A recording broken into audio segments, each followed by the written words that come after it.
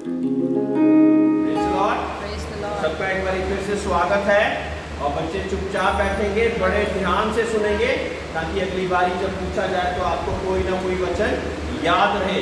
याद रहेगा तो परमेश्वर का नाम क्या कहता है कि तुम सत्य को जानोगे और सत्य तुम्हें स्वतंत्र करेगा। अगर वो वचन हमारे अंदर नहीं रहेंगे तो हम स्वतंत्र हो पाएंगे? फिर हम गुलामी में ही रह जाएंगे। कौन कौन गुलाम रहना चाहता है? रहना चाहते हो गुलाम? ना ना, गुलाम नहीं रहना बेहतर।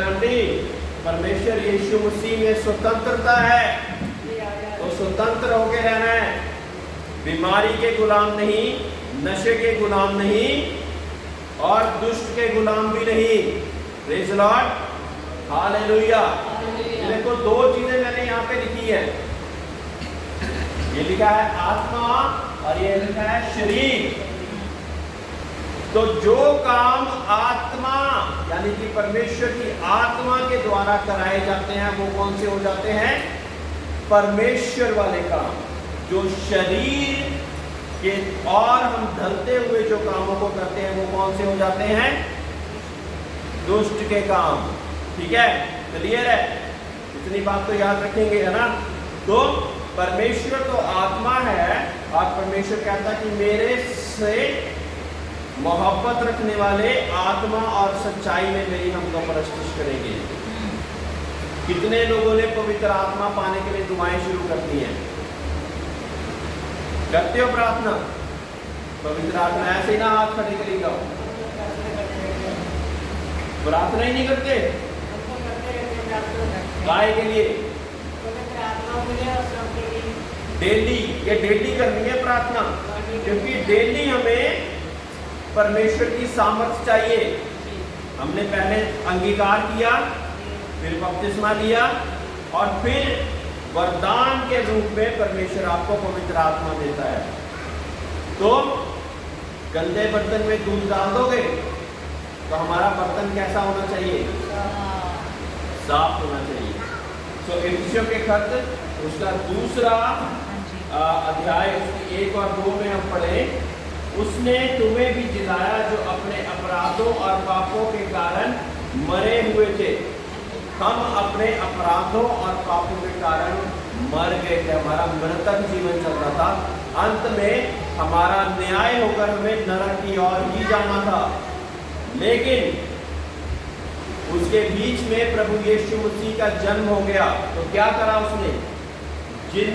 जिनमें तुम पहले इस संसार की रीति पर और आकाश के अधिकार के हाकिम अर्थात उस आत्मा के अनुसार चलते थे, जो अब आज्ञा ना मानने वालों के बीच में कार्य करता है। आज्ञा ना मानने वालों के बीच में जो आत्मा कार्य करता है, उसके अनुसार हम चला करते थे। आज्ञा ना मानना, यहाँ पे मैं लिख देता हूँ, शरीर वाली साइड लिख रहा हूँ, ठीक है? आज्ञा ना मानना,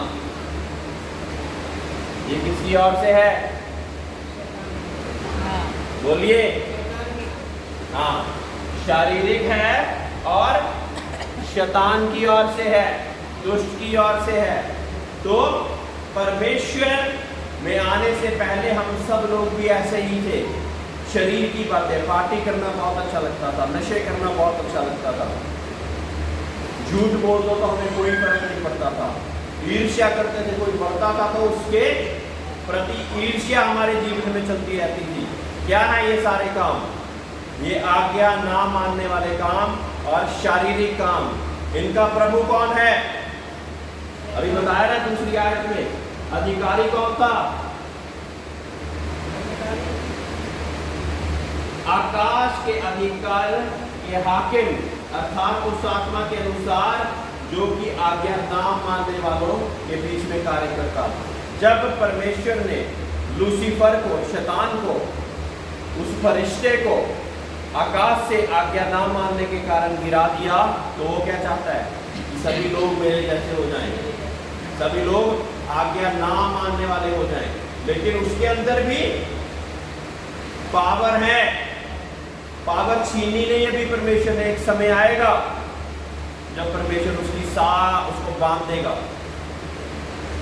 ठीक है, प्रकाशित वाक्य में ये लिखा हुआ तभी तो आप जब जाते तो कुछ चिन्ह चमत्कारों के प्रति खींचते जाते। वो चिन्ह चमत्कार जरूरी नहीं है परमेश्वर की ओर से हो। जो तंबू लगा के भविष्य बताते हैं वो परमेश्वर यीशु मसीह को नहीं जानते, लेकिन एक संसार के हाकिम के द्वारा उन चीजों को आपको बता रहे हैं और उकसा रहे हैं। वो सारी चीजों को बताकर आपको आकर्षित करके उसके बाद क्या कर रहे हैं, अपनी बातों को मनवाएंगे। बकरा चढ़ा दो, इतना सारा चावल वहां पे फेंक दो, समुद्र में इतनी चीजों को फेंक दो, सुबह 2-2:30 बजे बैठ के इस पेड़ के नीचे आके बैठ जाया करो और ये तप करते रहो। ऐसी ऐसी बातों को बताएंगे ताकि शैतान खुश हो जाए और आपको वरदान में नरक दे दे। नरक का परमेश्वर बनकर कौन है, शैतान। नरक उसी चीजों में जहां पे परमेश्वर ने जब उसको गिरा दिया, वो कहता मैं अकेले तो नहीं, और भी लोगों को लेके जाऊंगा। और लोग, और सबसे बड़ी चीज परमेश्वर ने हमें अपनी शक्ल और सूरत में बनाया। जब शक्ल और सूरत में बनाया तो हमें सर्वश्रेष्ठ सृष्टि करके बनाया। परमेश्वर नहीं चाहता कि हम पाप करें, लेकिन परमेश्वर के विरुद्ध जो चलता दुष्ट, वो शरीर के साथ हमें चाहता कि हम वैसे अनआज्ञाकारिता वाले, आज्ञा ना मानने वाले पाप करते जाएं, जो कि परमेश्वर के अनुसार नहीं है। Praise the Lord. कहता मैं अकेला नहीं रहूंगा यहाँ पर। आप जाना चाहते हैं नरक में? कौन कौन जाना चाहता है? सीमा जाना चाहती है। बेटा मैं इतनी मेहनत कर रहा हूँ कि आप सब लोग स्वर्ग में जाओ। सीमा कह रही हाथ खड़ा कर दिए, मैं नरक में जाना चाहती हूँ। नरक में आग और गंधक, आग में जब गंधक मिला देते हैं ना तो उसकी तप और बढ़ जाता है और ज्यादा बढ़ जाता है, और कभी ना मरने वाला कीड़ा वो हमें सताता रहेगा। ऐसी जगह पे कौन जाना चाहेगा? लेकिन जब हमारे अभी तैयारी करने का समय है, जब हम तैयारी अगर परमेश्वर के अनुसार नहीं करेंगे, सारी बातें शारीरिक ही करते जाएंगे जो परमेश्वर के आज्ञा के अनुसार नहीं है, तो क्या होगा?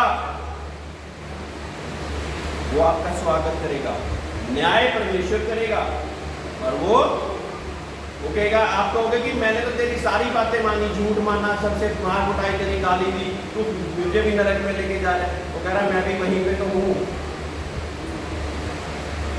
तो मैं भी वहीं पे लेके जाऊंगा। ठीक है, तो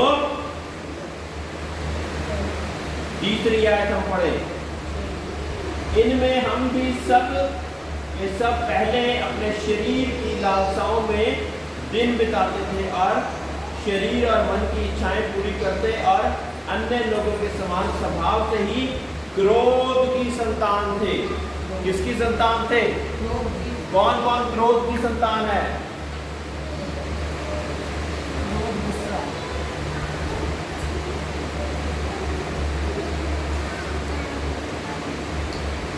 क्रोध किस वजह से आता है? हमारे शारीरिक अवस्था की वजह से। ठीक है, ये मैंने दो चीजें इसलिए डिवाइड करी हुई हैं।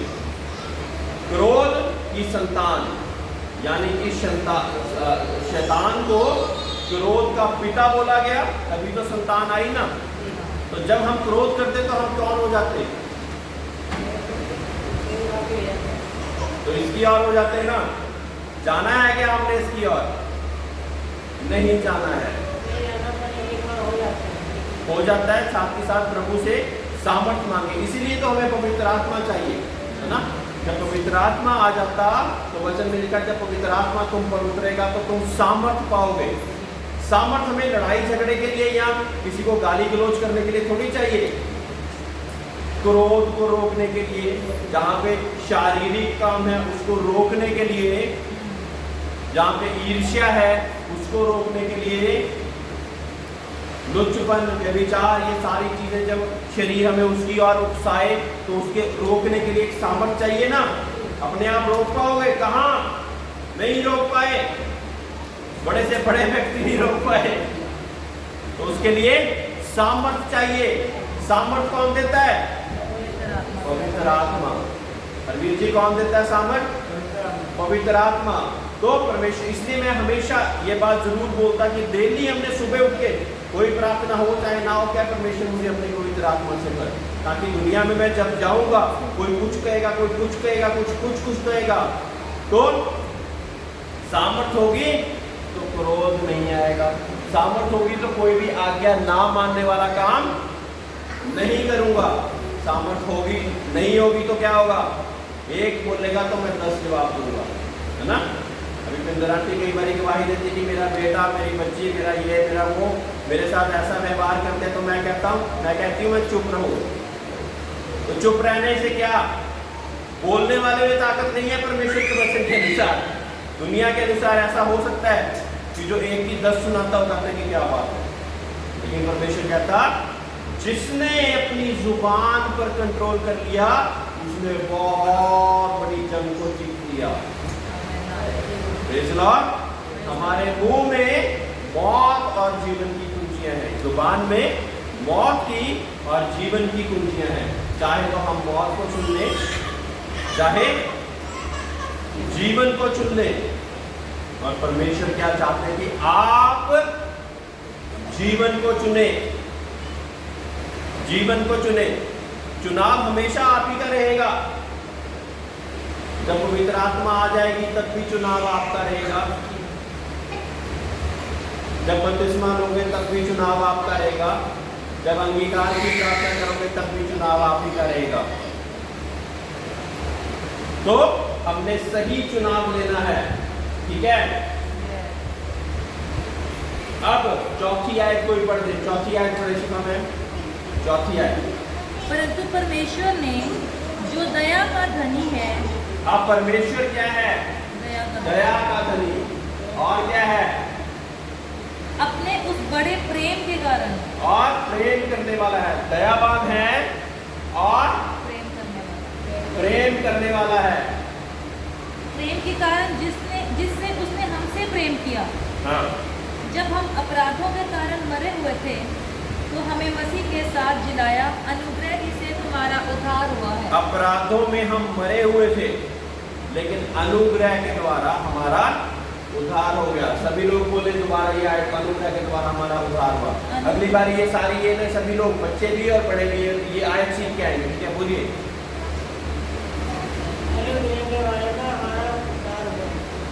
बताओ वो आयत बताओ प्रॉपर, पूरी ये नहीं ब्रैकेट 8वीं आयत बताइए, 8वीं।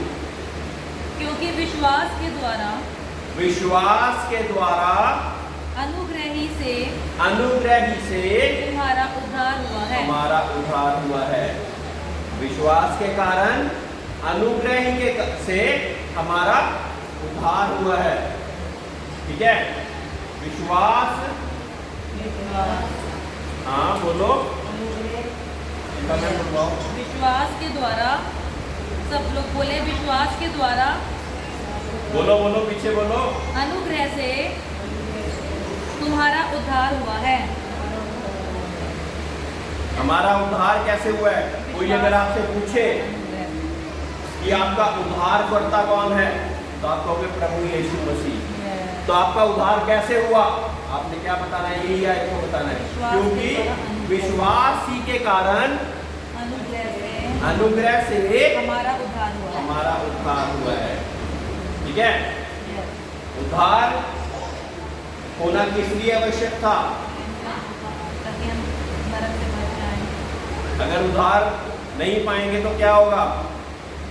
ये उद्धार नहीं है कि आज नगर का उद्धार ये अलग है। मुक्ति, हाँ। अगर मुक्ति नहीं पाएंगे तो स्वर्गराज में नहीं पहुंच पाएंगे, और अगर स्वर्गराज में नहीं पहुंचेंगे तो कहाँ पहुंचेंगे? वहीं तो जाना ही है, कहीं तो जाना ही है। कहाँ जाएंगे? तो हमारा जो मुक्ति का पाया जाना है वो अनुग्रह के द्वारा हुआ है। अनुग्रह किसके द्वारा मिलता है? प्रभु यीशु मसीह के द्वारा। अनुग्रह पता क्या होती है? चीज क्या होती है अनुग्रह? कि मैंने जिस चीज के लिए मेहनत नहीं करी हम मेहनत करते हैं, हमें शाम को दिहाड़ी मिल जाती है, ठीक है। और जिस चीज़ के लिए हमें मेहनत भी ना करनी पड़ी हो और वो हमें मिल गई हो, और मिल भी कैसी गई हो, सेंध मेंध में, वो है अनुग्रह।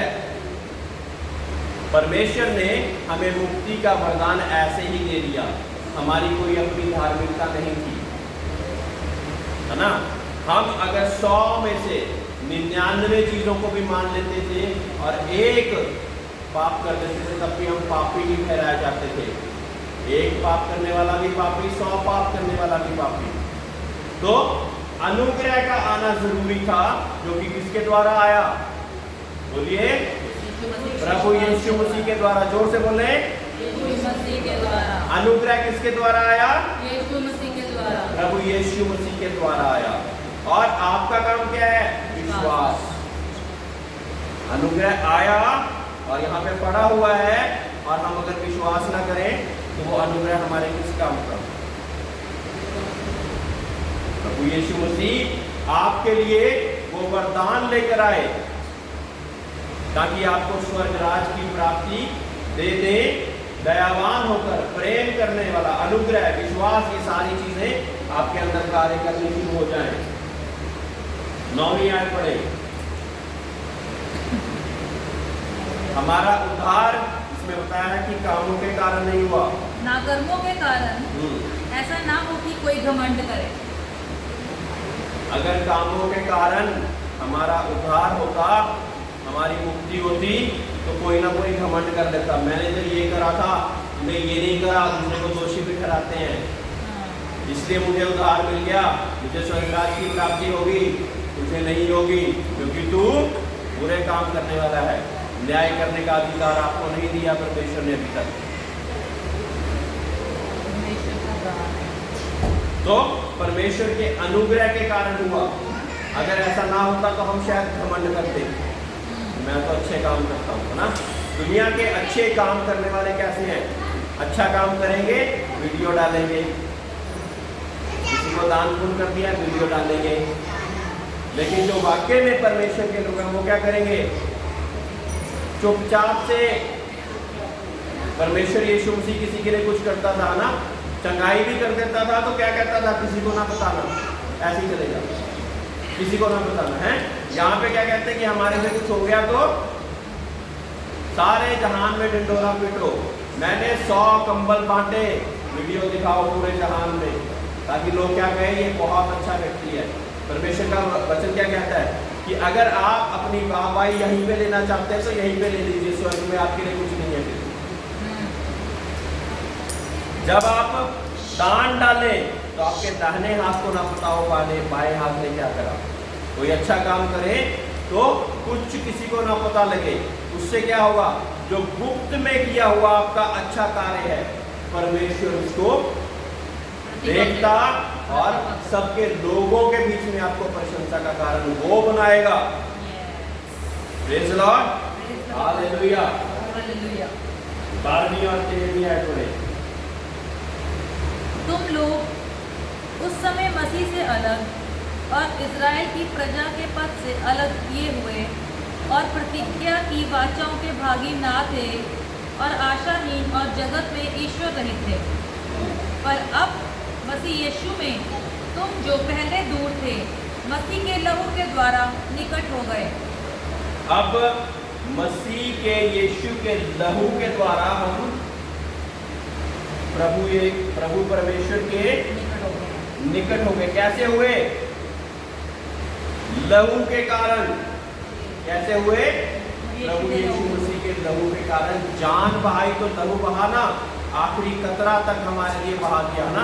आज हमने पातशाह की मेज में जाना है तो हमने क्या यादगार में करना है कि कैसे उसने हमारे लिए सारी कठिनाइयों को सहकर अपने लहू को बहाकर जो रिश्ता परमेश्वर के साथ पाप के कारण हमारा टूट गया था, आज्ञा ना मानने के कारण टूट गया था, उसको प्रभु यीशु मसीह में दोबारा जोड़ दिया। आसान था क्या, कांटों का ताज रखा गया, पसली में भाला थोपा गया, मुंह पर थूका गया, उसके कपड़े 4 लोगों ने बांटने चाहे, है ना। तो ये सब कुछ उसने किस लिए सह लिया? मेरे और आपके कारण, ताकि मेरा और आपका रिश्ता मसीह के लहू बहाने के कारण दोबारा जुड़ जाए। जब इंसान के शरीर में से लहू निकाल दें तो क्या होता है? जान निकल जाती है ना, मर जाता है ना। तो फिर ये हड्डियों का मांस का क्या काम है? हड्डियां और मांस बिना लहू के जीवित रह पाएंगी? नहीं रह पाएंगी। तो लहू में ही क्या है? जान है। हाँ, किसी को खून की कमी हो जाती तो कहते कि इसको खून चढ़ाया जाए ताकि ये जीवित रह सके। ऐसा ही है ना। हाँ, खून निकाल देंगे तो क्या होएगा? मर जाएगा। तो जान इस चीज में है जो कि हम देख रहे हैं सामने, लहू में। और वो जान परमेश्वर ने आपके और मेरे लिए दे दी ताकि मुझे और आपको परमेश्वर के लहू बहाने के कारण वो जान हमारे अंदर आ जाए। समझ रहे हैं? इसी कारण यीशु के लहू के द्वारा जब हम धुल जाते तो तमाम शाप, तमाम पाप, तमाम कलेश, पूर्वजों के भी पाप शाप सारे खत्म हो जाए यीशु के लहू के द्वारा। लहू के द्वारा ही जान दी गई, इसीलिए जान को बचाए का कारण उसी के द्वारा बन गया। ठीक है? बिना लहू बहाए मुक्ति नहीं, बिना कुर्बानी के मुक्ति नहीं।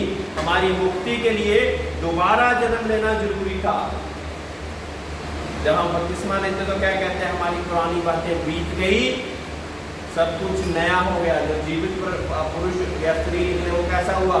नया। तो जब उसके बाद भी हम ये सारी चीजें करते रहते, आज्ञा नाम मानना करते रहते, क्रोध करते रहते और शारीरिक काम करते रहते तो क्या होता? हाँ, दुष्ट के वंशज बन जाते ना। हमने किसके वंशज बनना है? प्रभु यीशु मसीह के। और बनेंगे तो ये चीजें पाई जाएंगी हमारे में, दयावान, प्रेम और ये परमेश्वर का अनुग्रह, विश्वास, मसीह का लहू हमारे जीवन में कार्य करेगा। बार बार जब कोई ऐसी बात करना चाहो, बुरी बात, तो याद रखो कि परमेश्वर यीशु मसीह ने आपको लहू बहाकर खरीद लिया है। इसी बारी हमने क्या सीखा कि हमने जब हम किसी को गोद लेते हैं तो कुछ कीमत चुकानी पड़ती, कुछ डॉक्यूमेंट साइन करने पड़ते, है ना। तो जब खरीद लेते तो पुराने व्यक्ति का कोई अधिकार नहीं रह जाता, नहीं रह जाता, क्योंकि सारी कीमत चुका दी। और यहाँ पे कीमत परमेश्वर ने अपने लहू के द्वारा चुकाई है। याद रहे, यहाँ पे मेरे और आपकी छुटकारे के लिए, मुक्ति के लिए परमेश्वर यीशु मसीह ने अपना सारा लहू बहा दिया ताकि एक भी पाप ना रह जाए, है ना। अगर 100 पापों का दंड हमें मिलना था तो 99 रुपए देकर नहीं, 100 के 100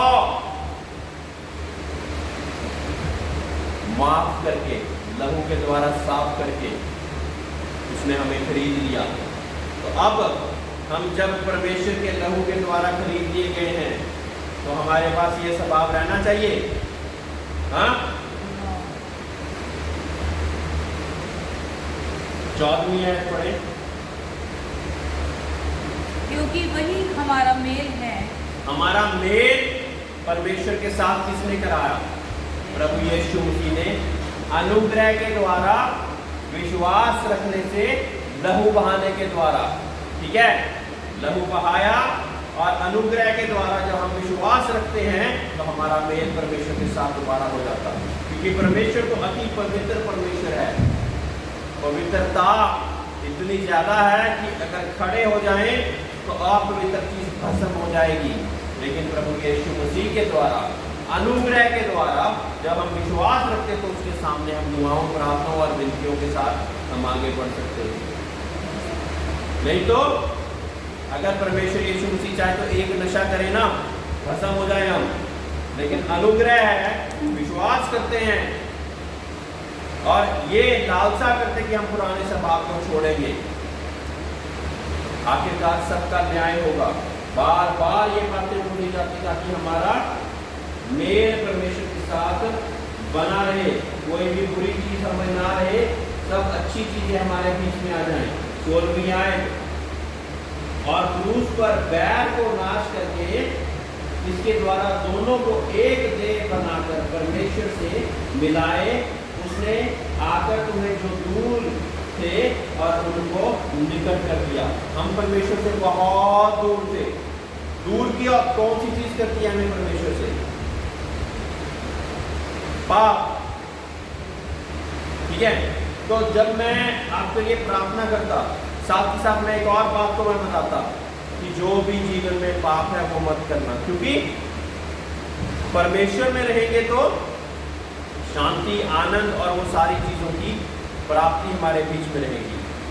जब हम पाप को अपने जीवन में लेके आ जाएंगे तो क्या होगा? तो परमेश्वर से दूर हो जाएंगे। परमेश्वर से दूर हो जाएंगे तो परमेश्वर से दूरी का मतलब क्या है? वो सारी चीजें हमारे ऊपर आती रहेगी। जो डाली मुझ में रहती, यानी कि परमेश्वर में रहती, वो सदा फल लाती, हरी भरी रहती। तो अगर हम परमेश्वर में जुड़े होंगे तो फल कैसे लाएंगे? ऐसे फल लाएंगे, वैसे फल नहीं लाएंगे, विरोध के फल नहीं लाएंगे। और फिर 20वीं आयत में परमेश्वर ने कहा कि प्रेरितों के द्वारा, भविष्यवक्ताओं के द्वारा जो नींव रखी गई थी, वो भी उसके बीच में हम भागीदार हो गए। मैं और आप भी भागीदार हो गए। परमेश्वर के लोगों ने वो नींव डाली हुई है दुआओं के द्वारा, प्रार्थनाओं के द्वारा, और हम विश्वास के द्वारा, अनुग्रह के द्वारा हम भी उसमें भागीदार हो गए, है ना। अब हमें कैसा चलना है?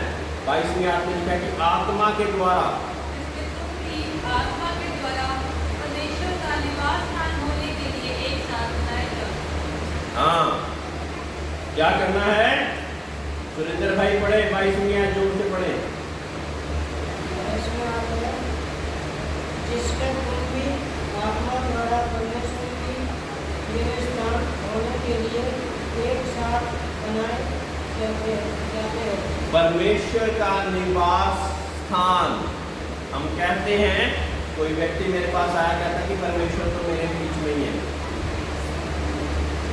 यहाँ पे भी वही चीज बोली गई है। तो परमेश्वर हमारे बीच में कब नहीं रहेगा? जब आज्ञा ना मानना होगा, क्रोध होगा, ईर्ष्या होगी, हाँ, व्यभिचार होगा, तो क्या प्रभु यहाँ पे हमारे शरीर में रह पाएगा? हाँ, कौन कौन चाहता परमेश्वर उसके शरीर में रहे? परमेश्वर के शरीर में रहना एक बहुत बड़ी ताकत की बात है। यानी कि परमेश्वर की पवित्र आत्मा में वास कर आपके अंदर है, यानी कि परमेश्वर की सामर्थ आपके अंदर है, यानी कि आप परमेश्वर के नाम से अपनी और अपनी फैमिली की, परिवार की आशीषों के लिए दुआ प्रार्थना कर सकते हो, यानी कि आप परमेश्वर के स्वर्ग राज के अधिकारी हो। ये छोटी बात नहीं है। इस बात को हम समझें कि ये छोटी बात नहीं है। लेकिन यहाँ पे जब है, इसी चीज को हमने मारते जाना है डेली। इसीलिए सुबह उठ के हमें कहना, परमेश्वर हमें अपनी पवित्र आत्मा की सामर्थ दे, यीशु मसीह के नाम से। पवित्र आत्मा देने वाला कौन है? यीशु मसीह। अनुग्रह देने वाला कौन है? यीशु मसीह। उसी ने हमारा मेल परमेश्वर के साथ करवा दिया, नहीं तो अति पवित्र परमेश्वर के साथ हम मेल नहीं कर पाते। आइए सभी लोग खड़े हो जाएं।